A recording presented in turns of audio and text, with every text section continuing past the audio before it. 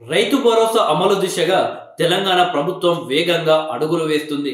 సంక్రాంతి పండుగ కానుకగా ఈ పథకాన్ని అమలు చేయాలి అని ప్రభుత్వం సూత్రప్రాయంగా నిర్ణయం తీసుకుంది. ఈ స్కీమ్ అమలు కోసం అవసరమైన విధి విధానాలు డిప్యూటీ సీఎం బట్టి విక్రమార్క నేతృత్వంలోని మంత్రివర్గ ఉపసంఘం ఇప్పటికే ప్రతిపాదించింది.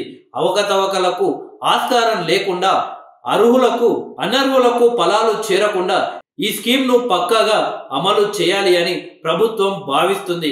ఈ నేపథ్యంలో రైతు భరోసా పెట్టుబడి సాయం అర్హుల విషయంలో ప్రభుత్వం కీలక నిర్ణయం తీసుకోబోతున్నట్టు తెలుస్తుంది. గత ప్రభుత్వం మాదిరిగా దుబారా చేయకుండా పకడ్బందీగా అమలు చేస్తూ అసలైన సాగుదారులకే రైతు బంధు అందజేసే క్రమంలో కొన్ని కఠిన నిర్ణయాలు తీసుకోబోతున్నట్టు తెలుస్తుంది. మంత్రులు, ఎమ్మెల్యేలు, ఎమ్మెల్సీలు, ఎంపీలకు రైతు భరోసా ఇవ్వకూడదని ప్రభుత్వం నిర్ణయించినట్లు సమాచారం. అలాగే ఐఏఎస్, ఐపీఎస్ లకు సైతం రైతు భరోసా కట్ చేయాలి అని భావిస్తున్నట్లు తెలుస్తుంది. ఈ మేరకు ఇవాళ జరగబోయే మంత్రిమండలి సమావేశంలో రైతు భరోసా విధి విధానాలు ఫైనల్ చేయబోతున్నట్లు టాక్.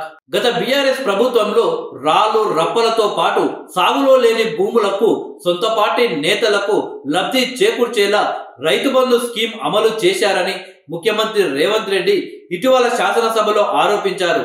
ఇటువంటి పరిస్థితి రాకుండా పక్కాగా అమలుకు సర్కార్ విధి విధానాలు సిద్ధం చేసినట్టు తెలుస్తుంది. వ్యవసాయేతర భూములకు పెట్టుబడి సాయం అందించడం, అనర్హులకు అయాచిత లబ్ధి చేకూర్చడం, ప్రజాధనాన్ని దుర్వినియోగం చేయకూడదనే ఆలోచనతో ఉన్న ప్రభుత్వం ఈ మేరకు నిర్ణయం తీసుకోనున్నట్లు తెలుస్తుంది. రైతు భరోసాను అమలు చేసేందుకు సర్కార్ తుది మెరుగులు దిద్దుతున్న క్రమంలో ఈ స్కీమ్ చుట్టూ రాజకీయ దుమారం రేపుతుంది. సంక్రాంతికి రైతులకు బోనంగా ప్రకటించాలనే ఆలోచనతో ప్రయత్నం ఉండగా రకరకాల కండిషన్లతో రైతు భరోసా ఎగ్గొట్టాలని ప్రభుత్వం చూస్తుందని ప్రతిపక్షాలు ఆరోపిస్తున్నాయి. రైతు భరోసా కోరుకునే రైతులు ప్రమాణ పత్రాలు ఇవ్వాలి అని ప్రభుత్వం చెప్పడం సిగ్గుమాలిన చర్య అని బీఆర్ఎస్ వర్కింగ్ ప్రెసిడెంట్ కేటీఆర్ విమర్శిస్తే, రైతు భరోసాపై కొర్రీలు సరికాదని కేంద్ర మంత్రి బీజేపీ రాష్ట్ర అధ్యక్షుడు కిషన్ రెడ్డి ధ్వజమెత్తారు. దీంతో రైతు భరోసాపై అధికార ప్రతిపక్షాల మధ్య యుద్ధమైతే నడుస్తుంది.